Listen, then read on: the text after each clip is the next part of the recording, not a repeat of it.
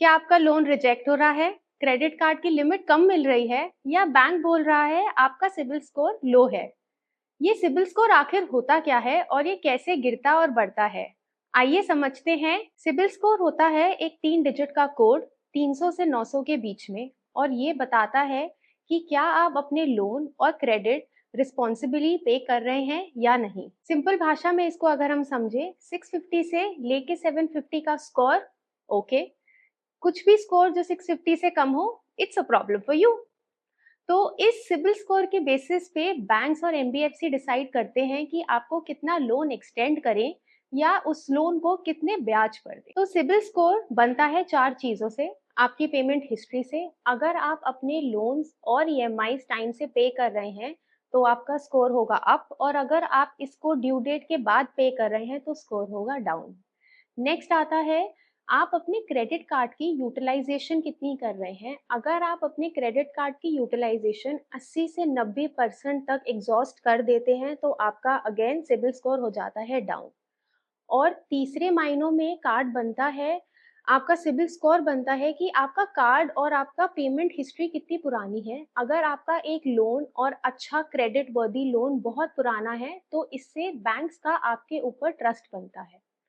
चौथा और सबसे बड़ा, कुछ लोग क्रेडिट कार्ड और लोन दोनों चीजें इकट्ठे ले लेते हैं, और अगर ये सारी चीजें एक साथ ज्यादा हो जाती हैं तो आपका सिबिल स्कोर हो जाता है डाउन। तो क्या है आपकी टॉप 4 गलतियां जो आपके सिबिल स्कोर को गिराती हैं? 1, अगर आप अपनी ड्यू डेट से लेट पे करें, आप अपने क्रेडिट कार्ड्स को ओवर यूटिलाइज करें, या आप हर जगह ही हर चीज के लिए ही लोन अप्लाई करें। चौथा, अगर आप मिनिमम ड्यू ही पे करें, इससे क्या होता है आपका मिनिमम ड्यू तो हो जाता है पे, लेकिन आपका इंटरेस्ट बढ़ता रहता है और आपका सिबिल स्कोर डाउन होता रहता है। बहुत लोग बोलते हैं कि अरे मैंने तो कभी लोन ही नहीं लिया तो कैसे मेरा सिबिल सिबिल स्कोर डाउन है।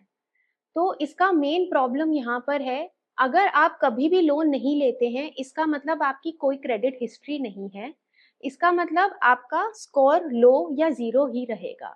बैंक बेसिकली जानना चाहता है कि आपका पेइंग कैपेसिटी और आपका पेइंग बिहेवियर कैसा है, कि क्या एक आप वो नागरिक हैं जब आपका लोन ड्यू होता है आप उसको पे करते हैं। अगर आप लोन लेते हैं और कभी भी उसमें डिफॉल्ट करते हैं, उस डिफॉल्ट की वजह से ऑटोमेटिकली आपका सिबिल स्कोर गिर जाता है, और भविष्य में आप कभी भी लोन के लिए अप्लाई करेंगे या तो आपको लोन नहीं मिलेगा, या कम अमाउंट के लिए मिलेगा, या एक हायर इंटरेस्ट रेट पे मिलेगा। आइए बात करते हैं कि इस सिबिल स्कोर को इम्प्रूव कैसे करें। पहले तो अपने लोन्स अपनी ईएमआई टाइम पर पे करें। क्रेडिट कार्ड को सिर्फ उसकी 30 या 40% की कैपेसिटी पे ही यूटिलाइज करें। बहुत सारी जगह पे लोन ना अप्लाई करें, और अगर कोई एक लोन और क्रेडिट कार्ड है उसको एक अच्छे समय तक मेंटेन करें जो आपकी क्रेडिट वर्दीनेस को स्ट्रॉन्ग करता है।